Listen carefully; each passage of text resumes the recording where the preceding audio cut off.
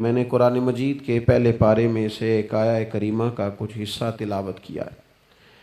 اللہ کریم نے ارشاد فرمایا کہ فَكُلَّمَا جَاءَكُمْ رَسُولٌ بِمَا لَا تَهْوَىٰ، فرمایا تو کیا جب تمہارے پاس کوئی رسول وہ چیز لے کے آ جاتے ہیں جو تمہارے نفس کی خواہش نہیں، پیغمبر ایسی چیز تمہارے پاس لے آئے جن کو تمہاری خواہش، تمہارا نفس قبول نہیں کرتا، لا تہوی انفسکم مستکبرتم، جن کو تمہارا نفس قبول نہیں کرتا تو پھر تم تکبر کرتے ہو، تمہارے نفس پر وہ چیز گراں گزرتی ہے، تمہاری خواہش کے وہ چیز خلاف ہوتی ہے، تمہاری مرضی کے مخالف ہوتی ہے، پھر وہ تم اس سے تکبر کرتے ہو، فَفَرِيقًا كَذَّبْتُمْ، تو ایک گروہ ان میں سے انبیاء کو جھٹلاتا ہے، معاذ اللہ، ایک گروہ کیا کرتا ہے؟ نبیوں کو جھٹلاتا ہے، نبیوں کو، اور دوسرا اس سے بھی آگے بڑھ جاتا ہے، وَفَرِيقًا تَقْتُلُونَ، اور ایک گروہ ان کو شہید کر دیتا ہے۔ انبیاء کرام علیہم السلام کی جو تعلیمات ہوتی ہیں وہ کامل، اکمل اور مکمل ہوتی ہیں۔ انبیاء کرام علیہم السلام معصوم ہوتے ہیں۔ نبیوں میں معاذ اللہ نہ ظاہری طور پر کوئی نقص ہوتا ہے نہ باطنی طور پر نقص ہوتا ہے۔ اللہ تعالیٰ انبیاء کرام علیہم السلام کو بڑے قبیلوں میں پیدا فرماتا ہے، ان قبیلوں میں جو اس دور کے اندر لوگوں میں بڑی قدر کی نگاہ سے دیکھے جاتے ہیں ان میں نبی آتے ہیں۔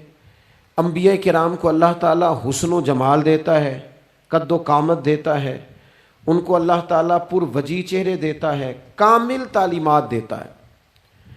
اور سب سے بڑی بات یہ ہے کہ انبیاء معصوم ہوتے ہیں، ان کے اندر کوئی نفسانی خواہش ہی نہیں ہوتی، نبی کوئی خطا کرتے ہی نہیں، کامل مکمل اکمل تعلیم نبی لے کے آتے ہیں۔ لیکن اللہ کا قرآن کہتا ہے کہ جب وہ چیزیں تمہاری نفس کی خواہش کے خلاف ہوتی ہیں، چیزیں بالکل مکمل ہیں، کامل ہیں، اکمل ہیں، نبی معصوم ہیں، عام آدمی اگر کوئی بات کرتا ہے تو اس کی بات میں نقص رہ جاتا ہے، کمزوری رہ جاتی ہے، کسی دانشور سے، کسی شاعر سے، کسی ادیب سے، کسی آپ جس نے اپنی دانش بینش کے حساب سے کوئی بات کی ہے، آپ اگر اس سے کوئی تربیت لیتے ہیں تو اس کی بات میں کمزوری رہ جائے گی، عام آدمی ہے۔ انبیاء کرام علیہم السلام کی تعلیمات جو ہوتی ہیں وہ ذاتی نہیں ہوتی، وہ وحی الہی کے ساتھ ہوتی ہیں، ان میں کمزوری کوئی نہیں ہوتی، نقص کوئی نہیں ہوتا۔ انبیاء کرام علیہم السلام خوبصورت ہوتے ہیں، نورانی ہوتے ہیں، یعنی کسی بندے نے معاذ اللہ ان سے کوئی ایسی چیز نہیں دیکھی ہوتی جس سے کہ قباحت پیدا ہو، نقص پیدا ہو، انسان دور ہٹے، انہیں اللہ تعالیٰ ظاہری باطنی معنوی حسن دے کے دنیا میں بھیجتا ہے، کیوں نہیں لوگ مانتے؟ 950 سال حضرت نوح علیہ السلام نے تبلیغ فرمائی، اور میرے بھائی 1.5 دن میں بندہ تھک جاتا ہے، اکتا جاتا ہے، ہف جاتا ہے، عام آدمی کی بات کر رہا ہوں۔ 950 سال تبلیغ کی، اور تبلیغ کرنے والا بندہ کامل ہے، مکمل ہے، اکمل ہے، درد مند ہے، سونا ہے، نہیں مان رہے لوگ، کیوں؟ قرآن کہتا ہے اس کی وجہ یہ ہے کہ چیزیں وہ ہیں جو ان کے نفس کی خواہش کے خلاف ہیں، جو یہ ان کے نفس کی اور باطنی جو خواہشات ہیں ان کے مخالف ہیں، نہیں مانتے۔ حضرت موسیٰ کلیم علیہ السلام بنی اسرائیل کو نجات دینے کے لیے آئے تھے، راحت دینے کے لیے تشریف لائے تھے، لیکن آپ ان کے مطالبات دیکھیں کس قدر تکلیف دی۔ کبھی کہتے تھے نہیں مانتے جب تک اللہ کو اعلانیہ نہ دیکھ لیں، کبھی وہ کوئی مطالبہ لے کے آ جاتے، کبھی وہ پانی کا مطالبہ کرتے اور کہتے 12 چشمے الگ الگ چاہیے، کبھی وہ من و سلوہ کا مطالبہ کرتے، کبھی کہتے من و سلوہ تو آتا ہے پر ایک جیسا کھانا ہے، ہمیں تو الگ الگ چاہیے، وہ اجناس چاہیے جو زمین سے اگنی ہے۔ حضرت موسیٰ خوبصورت تھے، نورانی تھے، پروجی تھے، اور کمال یہ ہے کہ رب کے اتنے پیارے ہیں جن سے رب کلام فرماتا ہے، لیکن قوم ہے کہ تسلیم کرنے کو تیار نہیں، ماننے کو تیار نہیں۔ فقط اتنی بات ہے کہ وہ تعلیمات وہ ہیں جو ان کے نفس کی خواہش کے خلاف ہیں، اور ذرا سا انہیں موقع ملا، حضرت موسیٰ علیہ السلام 40 دنوں کے لیے کوہ طور پہ تشریف لے گئے تو پیچھے سے ایک بچڑے کی پوجا شروع کر دی۔ جناب کلیم واپس آئے تو پھر طرح طرح کی ہیلے بازیاں، حضرت یوسف علیہ السلام کا تو حسن مشہور ہے نا ساری دنیا میں، دنیا جانتی ہے نا کتنے سونے تھے، تو کیا اتنا خوبصورت آدمی بھی کنویں میں ڈال دیا جاتا ہے؟ کیا اتنا حسین آدمی بھی بازار میں بیچ دیا جاتا ہے؟ کیا اس قدر شخص جو ظاہری باطنی طور پر نورانی ہو، اس شخص پر بھی الزامات دھر کے جیل میں ڈال دیا جاتا ہے؟ مخلوق تو فنکار ہے اس درجہ کے پل بھر میں سنگے در کعبہ سے بھی اصنام تراشے، اور تم کون ہو کیا چیز ہے داغے کبابی، لوگوں نے تو مریم پہ بھی الزام تراشے، حضرت مریم سلام اللہ علیہ پر بھی، اور جناب عیسیٰ جن کو اللہ نے کھلے معجزات دیے، کوئی ضرورت تھی کسی اور چیز کی؟ جو بچہ پنگوڑے میں ہی کہہ رہا ہے انی عبداللہ، میں اللہ کا بندہ ہوں، کھلے معجزات اور وہ بھی پنگوڑے میں۔ لیکن قرآن کہتا ہے تعلیمات وہ تھیں کہ جو ان کی نفس کی خواہش کے خلاف تھی، لہذا نفس کی خواہش، وہ جو ایک جگہ پہ قرآن مجید نے کہا نا کچھ لوگوں نے نفس کی خواہش کو خدا بنا لیا، وہ چونکہ خواہشات نفسانیہ کے خلاف تھیں، نتیجہ اس کا یہ نکلا کہ ان لوگوں نے پیغمبروں، رسولوں، انبیاء، اللہ کے محبوب بندوں کو جھٹلا دیا، یہاں تک کہ قتل کر دیا۔ حضرت زکریہ علیہ السلام جیسے لوگوں پر آرے چلا دی، شہادتیں ہو گئی انبیاء کی۔ وجہ کیا تھی؟ نفس کی خواہش کے خلاف تعلیمات تھی انبیاء کی، نہیں تسلیم کیا۔ نبی اکرم نور مجسم شفیع معظم صلی اللہ تعالی علیہ وسلم کے نہ سارے معجزات ان لوگوں نے اپنی آنکھوں سے دیکھے تھے، اور ایک دوسرے کے سامنے بیٹھ کے حضور کی تعریفیں کرتے تھے کہ میرا بھتیجا ہے، اس نے کبھی جھوٹ بولا ہو، ہے کبھی امانت میں خیانت کی ہو، ہے کبھی اس کے اندر کوئی نقص دیکھا ہو۔ وہ تعریفیں، وہ خوبصورتیاں، وہ رعنائیاں۔ لیکن جب حضور نے اعلان نبوت کیا نا، اب وہ جو خواہشات نفسانیہ تھی نا، وہ جو باطن کے اندر خواہشات مچلتی تھی، میں سردار ہوں، میرے ڈھیر سارے غلام ہونے چاہیے، میں کسی کو اپنا داماد قبول نہیں کرتا لہذا بیٹی کو زندہ دفن کروں گا، میں یہ کیسے قبول کر لوں کہ غریب آدمی میرے برابر میں آ کے بیٹھ جائے، برادری کی اونچ نیچ کیسے چھوڑ دوں۔ کل تک کہہ رہے تھے آپ صادق ہیں، آپ امین ہیں، آپ حسین ہیں، آپ باوقار ہیں، ہر چیز بیان کر رہے تھے، اور جیسے ہی کہا حضور نے کہ میں اللہ کا رسول بن کے آیا ہوں، جب ماننے کی باری آتی ہے نا، ماننے کی، حضور علیہ الصلوۃ والسلام پہاڑی پر تشریف فرما ہے، اور کریم محبوب علیہ الصلوۃ والسلام نے، اونچی پہاڑی تھی، اس طرح کوئی آدمی یہاں دیوار پہ اوپر کھڑا ہو جاتا ہے تو آپ تو اس طرف نہیں دیکھ رہے، وہ ادھر بھی دیکھ رہا ہے، ادھر بھی دیکھ رہا ہے۔ اونچی پہاڑی پر حضور کھڑے ہو گئے، اور کھڑے ہو کے فرمایا اگر میں تم سے کہوں کہ پہاڑی کے اس پار دشمن ہے اور وہ تیاری کر کے آ چکا ہے، تم پر حملہ آور ہو جائے گا، کیا میری بات مان لو گے؟ دیکھا نہیں تم نے، میں کہہ رہا ہوں دشمن ہے، تسلیم کرو گے؟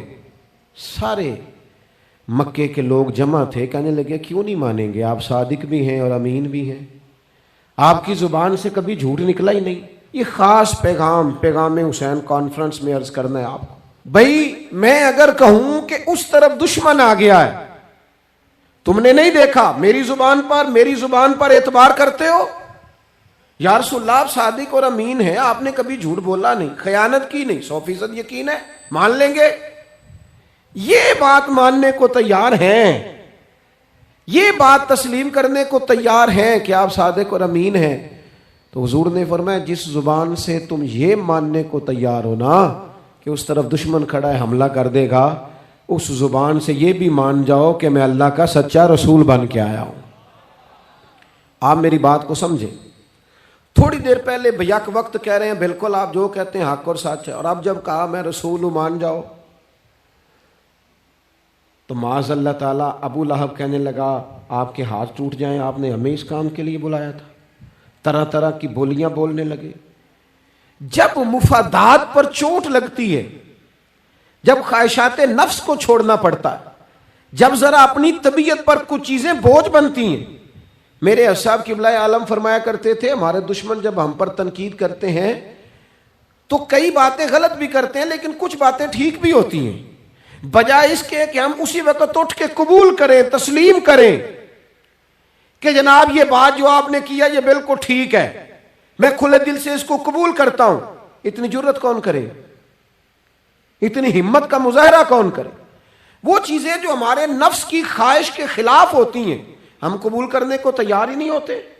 لیکن جو مزاج دین ہمیں عطا کرتا ہے، وہ دین ہمیں یہ عطا کرتا ہے کہ جب تم یہ دیکھو نا کہ بات جو ہو رہی ہے وہ بات ٹھیک ہے، اگرچہ میرے مفادات کے بھی خلاف ہے، اگرچہ میرے نفس کی خواہش کے بھی خلاف ہے، اگرچہ میری سرداری کے بھی خلاف، ہو سکتا ہے میرا مالی نقصان بھی، لیکن چونکہ ٹھیک ہے لہذا مجھے قبول کر لینی چاہیے.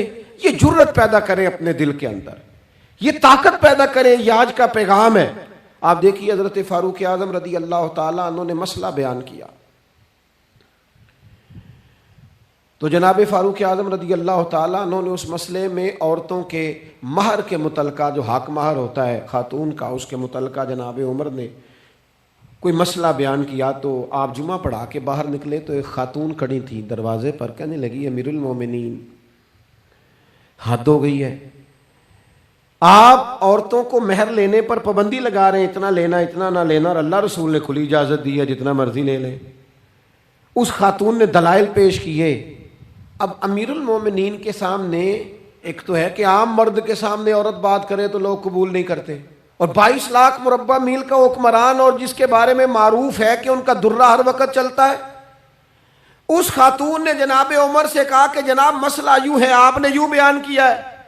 اب ارد گرد لوگ کھڑے تھے، کسی نے یہ نہیں کہا گستاخ معاذ اللہ تو کیا کہہ رہی ہے، امیر المومنین کے سامنے کلام کرتی ہے. بات حق تھی، کسی نے جرت نہیں کی. ایک شخص حضرت عمر سے کہنے لگے حضور آپ کچھ بولتے کیوں نہیں، کچھ تبصرہ کریں. فرمانے لگے بولنا کیا ہے، ایک مرد نے خطا کی ہے اور ایک عورت ٹھیک کہہ رہی ہے، اس کی بات درست ہے، میں کھلے دل سے قبول کرتا ہوں. نفس پر گرچہ چوٹ لگتی ہے اسے قبول کریں. کیوں حق کے معاملے میں حضرت صاحب بندے بڑے اچھے ہیں، قبلہ بڑے نفیس آدمی، اور جناب ان کی طبیعت بڑی اچھی ہے، تو پھر آپ قبول کر لیں ان کی بات کو. کہتے ہیں آپ دعا کریں میرے لیے میں قبول کر لوں، آپ دعا کریں میں ٹھیک ہو جاؤں. او خدا کے بندے، جسے تو ٹھیک سمجھ رہا ہے اس کی بات کو قبول کر، اس بات کا قائل ہو جا، اس پر عمل کر.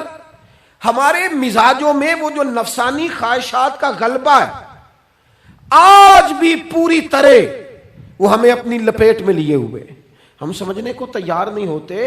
حق حق ہوتا ہے، اور جب حق واضح ہو جائے پھر نفسانی خواہشات کو نہ دیکھو. نفس ایک بچے کی طرح ہے، اس کی ایک بات مانو گے دوسری خواہش کرے گا، دوسری بات مانو گے تیسری خواہش کرے گا.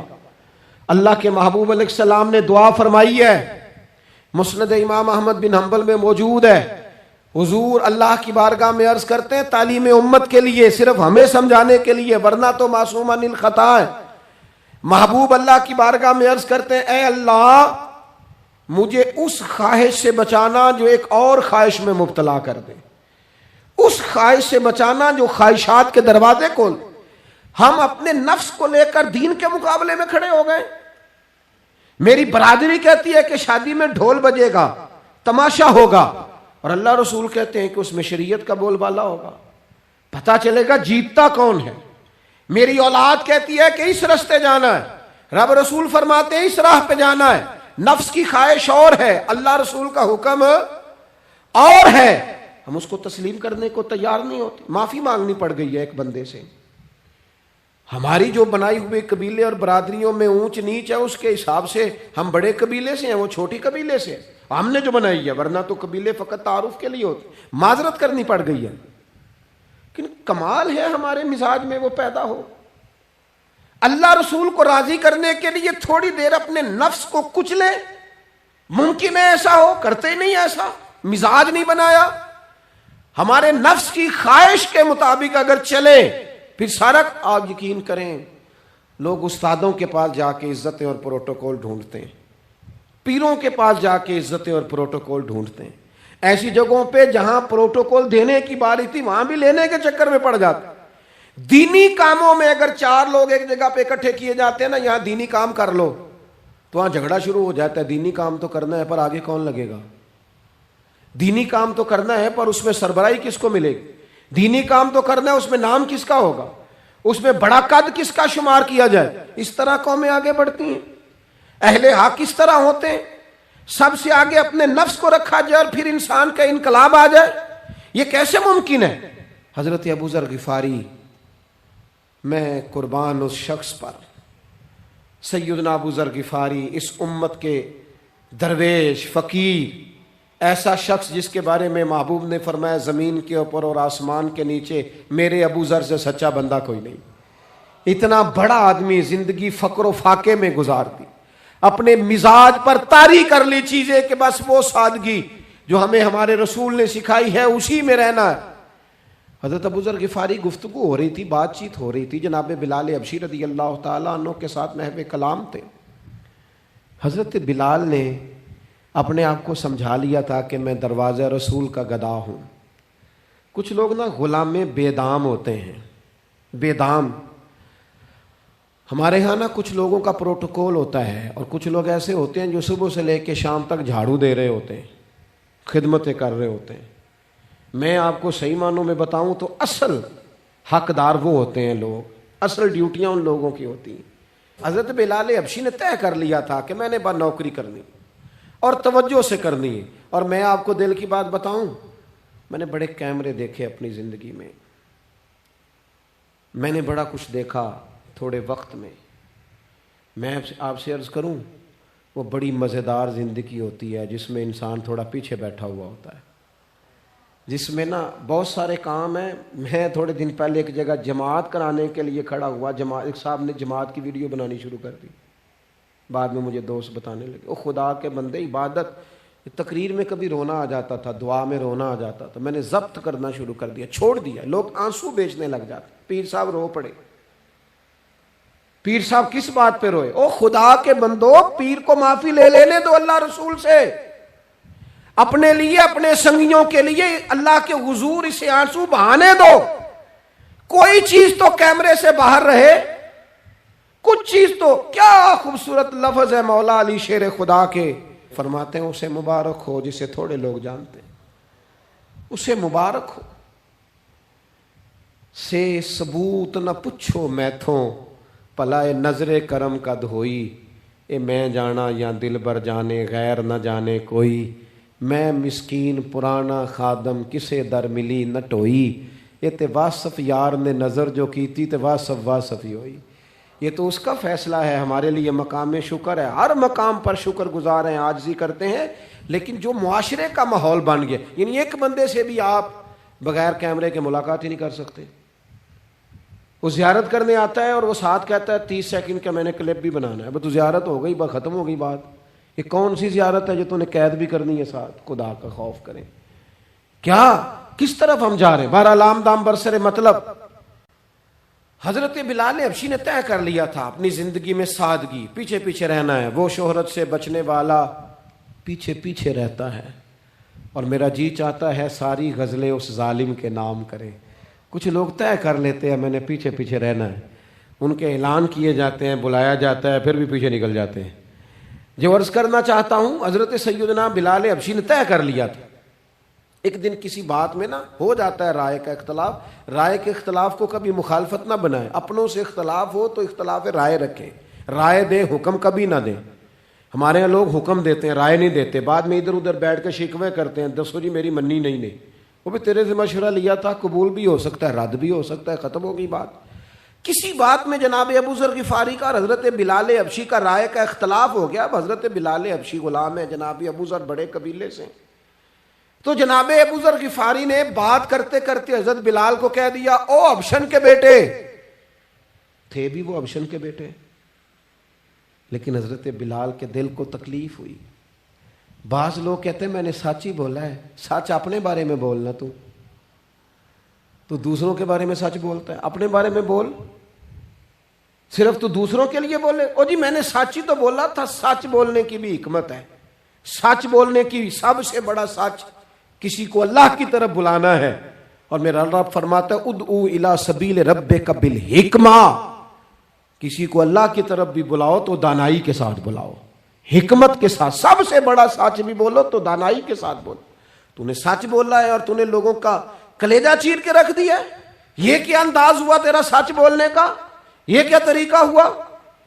حضرت سیدنا بلال حبشی رضی اللہ تعالیٰ عنہ کو جناب ابو ذر غفاری نے کہا حبشن کے بیٹے بات سچی تھی. حضرت بلال کو تکلیف ہوئی, کونے میں بیٹھ کے روئے, اور غلام روئے اور آقا کو خبر نہ ہو. تڑپے جو ہم یہاں تو مدینے خبر گئی.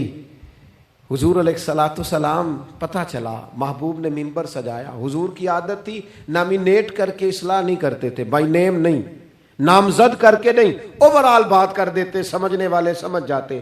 حضور فرمانے لگے لوگوں کو کیا ہو گیا ہے, میں نے تو جاہلیت کی ساری باتیں پاؤں تلے رون دی تھی, ابھی بھی کہتے ہیں بلال کو حبشن کا بیٹا. حضرت ابو ذر غفاری کہتے ہیں باقی تو کوئی نہ سمجھے تو میں سمجھ گیا. بڑا مشکل ہوتا ہے مجمعوں میں اٹھ کے معافی مانگنا. ہمارے ہاں بعض لوگ معافی بھی اس طرح مانگتے ہیں کہ یوں لگتا ہے گن بھی ساتھ پکڑی ہوئی ہے, معافی دو ورنہ گولی مار دوں گا. معافی مانگنے کا بھی طریقہ سلیقہ نہیں آتا. اور دنیا میں کچھ ایسے نفس پرست ہیں, ان کو استادوں سے معافی مانگنے پڑی تو نہیں مانگ سکتے. مشائخ سے معافی مانگنے آتی ہے تو نفس کے بندے بن کے نفس کی غلامی کرتے ہیں, لیکن اپنی عزت کی جگہوں کو بھی درست نہیں کرتے. کتنا بڑا مجرم ہے جو باپ سے بھی معافی نہ مانگ سکے, جو ماں سے بھی نہ کہہ سکے میں غلطی کر گیا تھا. اتنی بڑی نفس پرستی. تو نے آقا بنا لیا اپنے نفس کو اپنا. مجموع میں معافی مانگنا, اعتراف کرنا, حق کو قبول کرنا, اپنے نفس کو ذبح کرنا. حضرت ابو ذر غفاری مجمع کے بیچ اٹھ کے کھڑے ہوئے, چمکتا دمکتا چہرہ, قبولیت حق کا جذبہ, اپنے نفس کو چیر دینا اور اس پر پاؤں رکھ کے رب رسول کا قرب حاصل کرنے کا ذائقہ. جناب ابو ذر غفاری حضرت بلال کے قریب گئے اور پھر ان کے سامنے لیٹ گئے, رو کے کہنے لگے حبشن کے بیٹے اٹھا اپنا پیر اور رکھ میرے سینے پہ. میں اس قوم کو بتانا چاہتا ہوں کہ تھا تو حبشن کا بیٹا, پر جب سے مدینے والے کا کلمہ پڑا ہے کائنات میں عزت والا ہو گیا ہے. یہ دیکھو کس نے ذروں کو اٹھایا اور صحرا کر دیا, کس نے قطروں کو ملایا اور دریا کر دیا, کس کی حکمت نے یتیموں کو کیا در یتیم اور غلاموں کو دنیا بھر کا مولا کر دیا. ہمارا نفس کی خواہش بچی, رشتے نہیں بچے. ہمارے نفس کی خواہش بچی, تعلقات نہیں بچے. نفس کی خواہشیں بچی, ہمارے اپنے نہیں بچے. نفس کی خواہشیں بچی, مال جمع ہوا, دیانتداری نہیں بچی, وعدوں کی پابندی نہیں بچی, تجوریاں بھر گئیں, روحیں اجڑ گئیں. بددیانتی سے رزق حرام سے کمایا ہوا مال, کاریں کوٹھیاں بنگلے بن گئے, باطن اجڑ گیا. اس لیے کہ نفس کی خواہش پوری کی. نفس کے سامنے اگر انبیاء کی بھی تعلیمات آئیں, لوگوں نے تکبر کیا, قتل تک کر دیا نبیوں کو, لیکن اپنے نفس کی خواہش کے خلاف جانے کو تیار نہ ہوئے. خدارا واپس آ جاؤ, خدارا. وقت آیا, یہ وقت بدلتا رہا, یہ دور تبدیل ہوتا رہا. لوگوں نے اپنی بادشاہیاں قائم کرنے کے لیے بڑے بڑے قتل کیے. ہلاکو خان نے انسانی کھوپڑیوں کے مینار بنائے. لوگوں نے بڑے بڑے ظلم کیے, جبر کیے, خوف اور ہراس پھیلایا. اپنے اقتدار پکے کرنے کے لیے بڑے بڑے جبر کیے. پھر کیا ہوا؟ ایسی ایسی بیماریاں لگیں جن کے علاج ہی کوئی نہیں تھے دنیا میں. بھری ہوئی تجوریاں, پیسے باہر گر رہے ہیں, پر ڈاکٹر کہہ رہا ہے تیرا مرضی وہ ہے جس کا علاج ہی کوئی نہیں. اللہ تبارک و تعالی کے قانون سے جب لوگ ٹکراتے ہیں پھر پاش پاش ہو جاتے ہیں. وقت گزرا, ٹائم یزید کا آیا. وقت گزرا تو ٹائم عبید اللہ ابن زیاد کا آیا.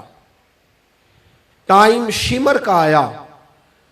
1450 سال گزرنے کے بعد اس ہزاروں کے مجمع میں سے ایک ایک بچے کو حدیث یاد ہے کہ حسن اور حسین جنتی جوانوں کے سردار ہیں. بتاؤ یزید کو نہیں آتی تھی؟ شمر کو نہیں پتا تھا؟ کلمہ تو پڑھتے تھے نا. یہ عبید اللہ ابن زیاد کو نہیں پتا تھا؟ نبی پاک علیہ السلام کے کندھوں پر حسنین رہے. ان سب کو پتہ نہیں تھا؟ یہ جانتے نہیں تھے کہ یہ وہ حسنین کریمین ہیں جن کو حضور سنتے تھے، فرماتے تھے یہ میرے پھول ہیں دونوں؟ کیا بات رضا اس چمنستان کرم کی، زہرا ہے کلی جس میں حسن اور حسین پھول۔ آج 1450 سال گزرنے کے بعد امت کو حدیث آتی ہے کہ نبی پاک علیہ السلام نے فرمایا جس نے حسن اور حسین سے پیار کیا اس نے مجھ سے پیار کیا، جس نے ان سے بغض رکھا اس نے مجھ سے بغض رکھا۔ کلمہ پڑھتے تھے، مسلمان کہلاتے تھے۔ 10 محرم کو جمعے کا دن تھا، امام حسین امامہ باندھ کے گھوڑے پر بیٹھ کر خطبہ دینے لگے تو ایک شخص اندر سے بول کے کہنے لگا حسین تقریر لمبی نہ کر، ہمارا جمعہ لیٹ ہو رہا ہے۔ بلے و نمازیو، سامنے وہ شخصیت کھڑی ہے جس پر ابھی درود پڑھیں گے نماز میں، اللہم صلی علی محمد وعلی، ابھی درود پڑھیں گے حسین ابن علی پر، ابھی شہید کر کے ابھی درود پڑھیں گے، وہ سامنے کھڑے۔ اور امام حسین کا ایک جملہ تاریخ نے یوں لکھا ہے کہ شاید ریت کے ذرے بھی تڑپ گئے۔ امام علی مقام فرمانے لگے مجھے غور سے دیکھو، تمہیں پتہ ہے میں کون ہوں؟ تم جانتے ہو میں کون ہوں؟ نبی پاک نے فرمایا تھا یہ حسن اور حسین میرے بیٹے ہیں کیونکہ میری بیٹی کے بیٹے۔ تمہیں پتہ ہے میں کون ہوں؟ سامنے امام حسین کھڑے، فرمایا مجھے جانتے ہو؟ اور امام علی مقام فرمانے لگے میں تمہارے نبی کا نواسا ہوں، اور آج کے بعد تمہیں کسی نبی کا کوئی نواسا نہیں ملے گا، کیونکہ نبی پاک آخری نبی ہیں، اور جب حضور کے بعد کوئی نبی نہیں آئے گا تو کسی نبی کی اولاد کیسے ہوگی؟ تمہیں آج کے بعد کسی نبی کے نواسے کی زیارت نہیں ملے گی۔ میں کیسے آپ سے یہ بات آپ کو عرض کروں کہ سامنے حسین ابن علی بھی ہوں تو لوگ نفس کی خواہشیں پوری کرتے ہیں، لوگ اپنی کرسیاں پکی کرتے ہیں، لوگ گورنریاں پکی کرتے رہے، لوگ گڈ بک میں جانے کے لیے ایک دوسرے کو شاباشیاں دیتے رہے، جشن ہوتا رہا۔ سب سے پہلے ایک شخص نے امام حسین کا قافلہ روکا تھا، اس کا نام حور بن یزید تھا، سب سے پہلے اس نے روکا تھا، وہ ایک لشکر کا سپہ سالار تھا۔ جب امام حسین رضی اللہ تعالیٰ عنہ نے خطبہ پڑھا نا تو حور یزیدی فوج میں تھا، واپس گیا اور عبید اللہ ابن زیاد سے جا کے کہنے لگا، یا جو بھی وہاں لوگ موجود تھے یزیدی فوج کے، ان سے کہنے لگا تم نے تو کہا تھا کہ صرف راستہ روکنا ہے، تم نے تو کہا تھا کہ صرف ان سے کچھ منوانا ہے، تم نے تو جب مجھے بھیجا تھا تو کہا تھا کہ بات تھوڑے معاملات ہیں، اوہ سچ بتاؤ نبی کے نواسے کو شہید کرو گے؟ تم نے تلواریں نکال لی ہیں، نیزے نکال لیے ہیں، تیر نکل آئے ہیں، تیاری مکمل ہے، مجھے سچ بچاؤ، کیا حسین ابن علی کی گردن پر خنجر چلانے لگے ہو؟ سیدہ فاطمہ کا جگر پارا شہید ہوگا، کیا یہ خبر سچ ہے؟ یوں ہوگا؟ تو کہنے لگے ہاں یہی حکم ہے ہمیں، یہی تیاری ہے، یہی پروگرام ہے، یہی پلان ہے، یہی ہوگا۔ کہنے لگا میں اور آپ تو مدینے والے رسول کا کلمہ پڑھتے ہیں، تو کیا محبوب کے نواسے کو ذبح کرو گے؟ جناب علی اکبر کو جن کا چہرہ رسول پاک سے ملتا ہے، حضرت قاسم بن حسن کو، جناب علی کے بیٹوں عباس بن علی کو، حضرت علی کے بیٹے ابو بکر بن علی کو، حضرت علی کے بیٹے عمر بن علی کو، حضرت علی کے بیٹے یہ بھی 3 کربلا میں موجود، حضرت عثمان ابن علی کو، ان کو شہید کرو گے؟ نے کہا ہاں تیاری ہو گئی ہے۔ تو سب کے ضمیر مردہ نہیں ہوتے، ہاں بڑی بڑی سخت جگہوں پہ پھول اگتے ہیں۔ حر نے جب ان سے کہا کہ تمہارا پکا ارادہ ہے، کہا پکا ارادہ ہے، تو اس نے کہا یہ زیرہ پکڑو، یہ عہدہ پکڑو، مجھے تمہارا دیا ہوا عہدہ نہیں چاہیے، حسین کے نانا کی دی ہوئی جنت درکار ہے، یہ رکھو اپنے پاس، مجھے تمہارا۔ ایڑی لگائی اس نے اور دوڑا اور امام حسین کے قدموں میں گیا، کہنے لگا حضور میں مجرم ہوں، میں خطا کار ہوں، میں نے سب سے پہلے آپ کو روکا تھا، پر مجھے قسم ہے اللہ کی میں جانتا نہیں تھا ان کا ارادہ کیا ہے. حضور بھول گیا, غلطی کر بیٹھا, یہ انتے ہوں گے, ان کی آنکھوں میں پٹی بندی ہوگی, اور مجھے تو پتہ ہے نا کہ دنیا کو پھر محمد کا نواسہ نہ ملے گا, مجھے خبر ہے. اگر معافی مانگوں تو معاف کر دو گے؟ پہلا مجرم ہوں, میں نے روکا ہے. اگر آ جاؤں تو قبول کر لو گے؟ یہ ظرف, یہ حوصلے, یہ توانائیاں اگر ہیں تو سیدہ فاطمہ کے دودھ میں ہیں, یہ شیر خدا کی تربیت میں ہیں, یہ محبوب نے جو ان کی زبانوں کو چوسا تو اس کرم میں ہے. حضرت امام حسین نے اٹھ کے سینہ یوں چوڑا کیا, ہاتھ پھیلائے, فرمایا آجا, لگ جانا میرے سینے کے ساتھ, تو آ جانا, تو نے دیر کی, ہم تو پہلے سے منتظر تھے, تو آ جا, تیری ساری معاف ہیں. ہور کے مقدر جاگے. امام علی مقام کے لشکر میں شامل ہوا. بعض نے لکھا ہے جو لوگ ابتدا میں شہید ہوئے امام حسین کی طرف سے, ان میں ہور شامل. خدا را کچھ خواہشات, کچھ نفسانی باتیں چھوڑ دو. سارا دن اپنے آپ کو ہی منواتے رہنا. اپنی ضد کے سامنے لوگ بڑے بڑے ادارے تباہ کر دیتے, بڑی بڑی جماعتیں تباہ ہو گئیں, بڑے بڑے آستانے خیر کے ٹوٹ گئے, لیکن ہماری انا, ہماری ضد, ہمارا تکبر, ہماری اپنے لیے خواہشات یہ ختم نہ ہو سکیں. امام حسین رضی اللہ تعالیٰ عنہ کو جن لوگوں نے شہید کیا, انہیں حضور کا خون نظر نہیں آیا, نفس کی خواہشیں نظر آئیں, جائیدادیں نظر آئیں. لیکن پتہ ہے کمال کیا ہے؟ ہمیشہ جو لوگ حق قبول کرتے ہیں نا, اللہ تعالیٰ انہیں یہ عزت عطا کرتا ہے. 2-4 باتیں میری ضرور لے کے جانا. یہی لنگر ہے آج پیغام حسین کانفرنس کا. دیکھو آپ کے والد آپ کو جو سمجھاتے ہیں وہ ٹھیک ہے, یا جو آپ کہہ رہے ہیں وہ ٹھیک ہے؟ غور کرو. آپ کے اساتذہ اور مشائخ جو آپ کو کہتے ہیں وہ ٹھیک ہے, یا جو ضد آپ نے لگا لی ہے وہ ٹھیک ہے؟ اور سب سے بڑھ کر اللہ رسول کا حکم زیادہ مؤثر ہے, یا جو آپ نے اپنی مرضی سے چیزیں طے کی ہیں وہ زیادہ مؤثر؟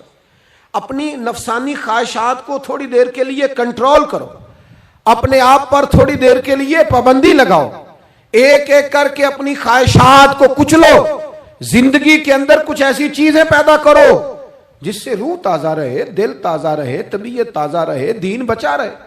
جتنی طلاقیں ہوتی ہیں نا معاشرے میں, ہم سے اگر دن میں 100 لوگ مسئلہ پوچھتے ہیں تو 95 طلاق والے ہوتے ہیں, سوائے اس کے کہ نہ میاں ہارنے کو تیار تھا نہ بیوی ہارنے کو تیار تھی, بالآخر رشتہ ہی ہارا. دونوں کے ہوتے ہوئے بچے یتیموں جیسی زندگی گزارنے لگے. تھوڑی دیر کے لیے لوگ چپ نہیں کیے, سارا کچھ ختم کر لیا. اپنی مزاج کے اندر, اپنی طبیعت کے اندر تحمل پیدا کرو, بردباری. میں ایک دفعہ بہت پریشان تھا, حالات کچھ عجیب رخ اختیار کر گئے, بہت پریشان تھا. تو میں ایک بزرگ کی خدمت میں حاضر ہوا, میں نے کہا دعا فرمائیے گا. تو مجھے کہنے لگے سیدہ زینب کی سیرت پڑھو. تو میں نے پہلے دن آ کے کتاب کھولی نا, تو دربار دمشق میں جو جناب زینب نے کلام فرمایا نا, انسان ٹوٹ جاتا ہے. لیکن انسان حق پہ ہو کے اگر گلا بھی کٹا لینا تو اس کا مزاج طاقتور رہتا ہے, روح طاقتور رہتی. اسے محسوس ہوتا ہے کہ میں کمزور نہیں پڑا. یزید نے جب کوئی بات کی نا دمشق کے دربار میں, تو حضرت زینب پیچھے بیٹھی تھی پردے کے لوگوں کے درمیان. اس نے جب کوئی بات کی تو جناب زینب وہاں سے اٹھ کے, ہماری خواتین ہر بات پہ روتی ہیں, 2 کہیں کہ ختم ہی نہیں ہوتے. جناب زینب پیچھے سے اٹھیں پردے کے پیچھے سے, اور جب اپنی گرجدار آواز میں انہوں نے گفتگو شروع کی تو وہاں ایک نابینا بزرگ بیٹھے تھے جو مولا علی شیر خدا کی بارگاہ میں حاضری دیا کرتے تھے.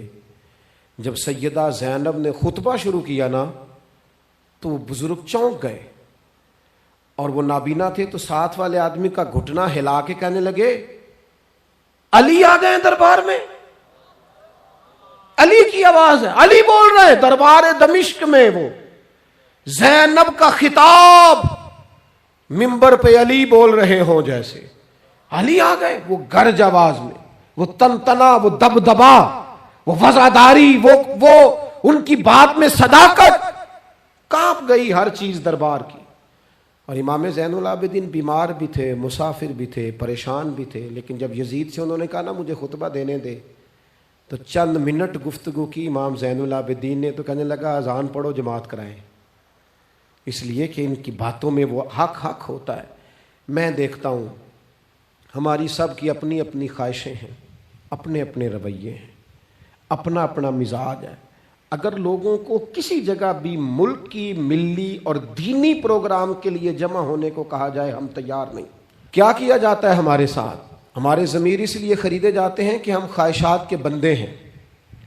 الگ الگ کر کے کسی کو کہا جاتا ہے تیرا کاروبار چمک جائے گا، کسی کو کہا جاتا ہے تیرا وہ نظام ٹھیک ہو جائے گا، الگ الگ کر کے لوگوں کو خرید لیا جاتا ہے۔ لیکن اگر خواہشات تھوڑی ہوں، اللہ کی رضا پر چلنے کا جذبہ زیادہ ہو، تو میرے عزیز زندگی آسان ہو جائے گی۔ میں تو امام علی مقام رضی اللہ تعالیٰ عنہ اور یزید کے معاملے میں ایک ہی بات سمجھا ہوں، سب کو پتا تھا یہ حسین ابن علی، سب کو پتا تھا حق ان کے ساتھ ہے، سب جانتے تھے ان سے زیادہ عظمت کسی کی نہیں، لیکن اپنے نفس کی خواہشوں پر کنٹرول نہیں کر سکے۔ پوری امت کا اس وقت مسئلہ ضروریات کا نہیں، خواہشات کا ہے۔ 2 قدم پیچھے ہٹیں خواہشوں کے لیے، 4 قدم آگے بڑھیں دین کے لیے۔ 2 قدم پیچھے ہٹیں اپنی خواہشات کو چھوڑیں، 4 قدم آگے بڑھیں ملک کے لیے، ملت کے لیے۔ 2 قدم پیچھے ہٹیں اپنی خواہشات کو چھوڑیں، 4 قدم آگے بڑھیں نظریے کے لیے اور فکر کے لیے اور امام حسین کے پیغام کے لیے۔ آج میں آپ سے گزارش کروں گا، اگر انا بچاؤ گے تو روحانیت نہیں بچے گی، اگر نام بناؤ گے تو کام نہیں ہوگا۔ فاضل بریلوی نے کہا تھا بے نشانوں کا نشان مٹتا نہیں، ہمارا تو مٹتے مٹتے بھی نام ہو ہی جائے گا۔ اپنی زندگی سے نفسانی خواہشات کو نکال دو، ورنہ یہ بڑے بڑے فضیلت معاب لوگوں کے سامنے بھی کھڑی ہو جاتی ہے، بے ادب کرتی ہے، بندے کو یہ گستاخ بناتی ہے معاذ اللہ۔ بڑی جگہ انسان زیادتیوں پہ، آج بھی کچھ لوگ کہتے ہیں فلاں آدمی اتنا نیک ہے تو پھر فلاں بندہ مخالفت کیوں کرتا ہے؟ میں نے کہا جو نبیوں کی مخالفت سے باز نہیں آئے، جو صحابہ کی مخالفت سے باز نہیں آئے، اہل بیت کی مخالفت، جو حسین ابن علی کے سامنے کھڑے ہو گئے، نیک آدمی کس کھاتے میں؟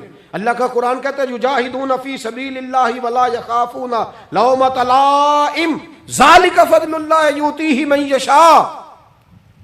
کچھ لوگ اللہ کے راستے میں جہاد کرتے ہیں تو لوگ ان کی ملامت بھی کرتے ہیں، انہیں برا بھی کہتے ہیں، پر وہ کسی کی پرواہ نہیں کرتے۔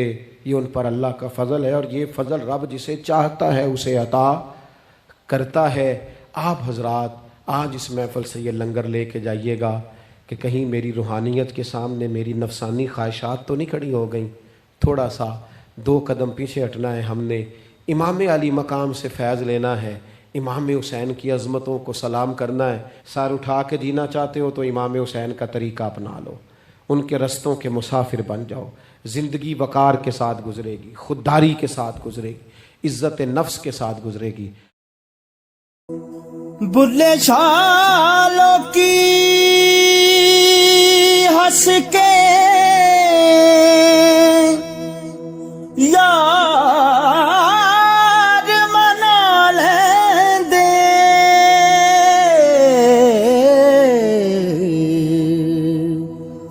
تے ساڈا رونا بھی نہ منظور ہویا،